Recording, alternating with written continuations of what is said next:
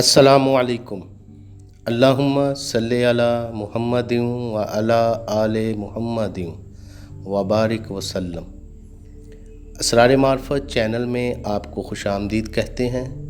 اس channel کو بنانے کا ہمارا مقصد بزرگان دین کی اسلامی اور روحانی تعلیمات کا درس دینا اور دلوں میں اطمینان اور سکون کو جگہ دینا ہے۔ اس لیے اگر ہماری ویڈیوز آپ کو پسند آئے تو پلیز ویڈیوز کو سبسکرائب، لائک اور دوستوں کے ساتھ شیئر کیجئے گا، اور ہاں، بیل آئیکن یعنی گھنٹی کا بٹن دبانا نہ بھولیے گا تاکہ ہماری لیٹسٹ ویڈیوز کا نوٹیفیکیشن آپ کو ٹائم پہ مل سکے۔ جزاک اللہ۔ آج سلسلہ گفتگو کی بقا کا وسیلہ بننے والی جو شخصیت ہے ان کا نام ہے حضرت محمد جلال الدین رومی رحمۃ اللہ تعالیٰ علیہ۔ سب سے پہلے ہم آپ کی پیدائش، نام اور نسب کے بارے میں جانتے ہیں۔ آپ کا اصل نام محمد تھا اور جلال الدین رومی آپ کا لقب تھا، اور آپ اپنے لقب یعنی مولانا رومی سے ہی مشہور ہوئے۔ آپ کے والد کا نام حسین تھا اور آپ کی والدہ ایک بادشاہ اور حاکم وقت کی صاحبزادی تھی جو کہ خوارزم شاہ یعنی افغانستان سے عراق تک جو علاقہ تھا اس کے حاکم وقت تھے۔ انہوں نے جب آپ کے والد گرامی کا علم و عرفان میں مرتبہ، لوگوں میں شان و شوکت دیکھی تو اپنی صاحبزادی کا نکاح آپ سے کروا دیا، اور ان کے بطن اطہر سے حضرت مولانا جلال الدین رومی رحمۃ اللہ تعالیٰ علیہ 1207 عیسوی بمطابق 604 ہجری میں بلخ میں پیدا ہوئے۔ آپ کا شجرہ نسب حضرت ابوبکر صدیق رضی اللہ تعالیٰ عنہ سے جا ملتا ہے۔ اب ہم حضرت مولانا جلال الدین رومی رحمۃ اللہ تعالیٰ علیہ کی ابتدائی تعلیم اور لڑکپن کے بارے میں جاننے کی کوشش کرتے ہیں۔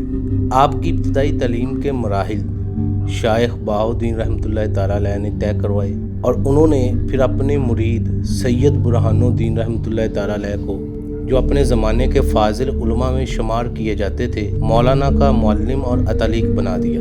اکثر علوم مولانا کو انہی سے حاصل ہوئے۔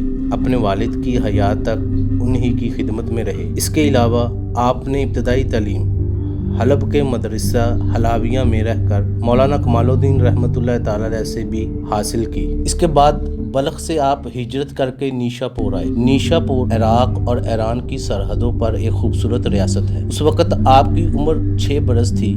نیشا پور میں حضرت خواجہ فرید الدین عطار رحمۃ اللہ تعالیٰ علیہ سے ملاقات ہوئی تو انہوں نے آپ کو دیکھ کر آپ کے والد کو فرمایا کہ اپنے بیٹے پر خاص توجہ دیجیے گا، اور ساتھ ہی یہ خوشخبری سنائی کہ آپ کا یہ بیٹا علم و عرفان اور تصوف میں کمال حاصل کرے گا اور دنیا میں اس کا کوئی ثانی نہ ہوگا۔ چنانچہ آپ کے خاندان نے کچھ عرصہ نیشا پور میں قیام فرمایا۔ طبیعت اچاٹ ہوئی۔ مدینہ منورہ، مکہ مکرمہ، شام، عراق، افغان اور بلخ کے علاقوں میں جس قدر دنیا علم و عرفان کے سورج تھے، سب سے علمی کرنیں حاصل کی اور اپنے زمانے کے بے تاج بادشاہ، بے مثال عالم ہوئے۔ وہاں جب نیشا پور میں ٹھہرے تو والد گرامی سے کہا، ابا جان میرا یہاں دل نہیں لگتا۔ والد گرامی نے کہا، بیٹا میری بھی یہی کیفیت، چلو یہاں سے نکلتے ہیں۔ اس کے بعد آپ سیدھے پونیا چلے آئے۔ پونیا آئے تو وہیں کے ہو کر رہ گئے۔ آپ نوجوانی کے عالم میں تھے۔ آپ نے تدریس شروع کر دی، جس میں قرآن پاک، فقہ، اصول، صرف و نحو، حدیث، منطق، اس کے علاوہ آپ کو 50 طرح کے علوم پر عبور حاصل تھا، اور اس کے بعد آپ پڑھاتے چلے گئے۔ پونیا میں درس و تدریس کے دوران آپ نے ایک کتاب لکھی اور اس کتاب میں 50,000 اشعار لکھے، جن میں عشق خداوندی واضح طور پر چھلک رہا تھا، لیکن پھر بھی طبیعت میں جولانی کیفیت، جلن، تڑپ، پھڑک، سوز اور گداز، جیسے کہ کسی مہمان محبوب کی آمد ہو اور آدمی بے قرار ہو۔ ابھی بھی اتنے شہرہ آفاق عالم ہونے کے باوجود اطمینان میسر نہ آیا۔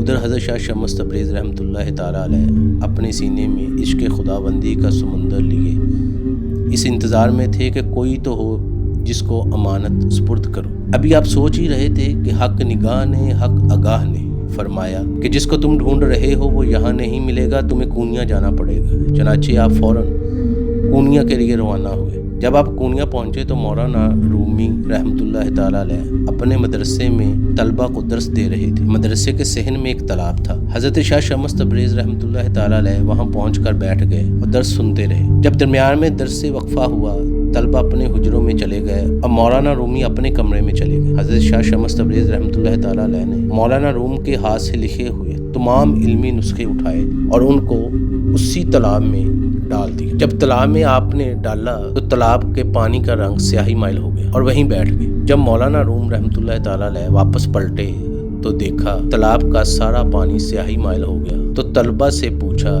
یہ کیا ہوا؟ تو آپ کے بتانے پر طلبہ نے کہا کہ حضرت یہ جو درویش بیٹھے ہیں انہوں نے ہی یہ ساری کتابیں تالاب میں پھینک۔ مولانا غصے سے شاہ شمس تبریز رحمۃ اللہ تعالیٰ علیہ کی طرف دیکھنے لگے اور کہا یہ کیا کیا؟ شاہ شمس تبریز رحمۃ اللہ تعالیٰ نے جواب دیا رومی یہ وہ چیز ہے جسے تو نہیں جانتا۔ شاہ شمس تبریز نے مولانا روم سے پوچھا یہ کیا تھا جس کے بارے میں تم اتنے غصے ہو رہے ہو؟ مولانا روم نے فرمایا یہ میری زندگی کی جمع پونجی تھی جسے آپ نے پانی میں بہا دیا، میرا سارا علم برباد کر دیا۔ تو شاہ شمس تبریز رحمۃ اللہ تعالیٰ علیہ مسکرائے اور فرمایا اتنا غصہ کیوں کرتے ہو؟ ہم آپ کو آپ کا علم واپس کر دیتے ہیں۔ تو آپ فوراً تالاب میں کودے اور ایک ایک کتاب اٹھاتے گئے اور جھاڑتے ہوئے مولانا روم کو دیتے گئے۔ جب کتاب جھاڑتے تو کتاب سے پانی اڑنے کی بجائے گرد اڑتی۔ یہ سارا ماجرا دیکھنے کے بعد مولانا روم بڑے حیران ہوئے اور آپ نے فرمایا یہ کیا ہے؟ حضرت شاہ شمس تبریز رحمۃ اللہ تعالیٰ نے فرمایا اے رومی یہ وہ چیز ہے جسے تو نہیں جانتا۔ مولانا روم رو پڑے، چیخ نکل گئی۔ انہوں نے کتابیں اٹھا کر رکھ دی اور کہا مجھے اسی چیز کی ضرورت تھی، اور شاہ شمس تبریز رحمۃ اللہ تعالیٰ علیہ کے پیچھے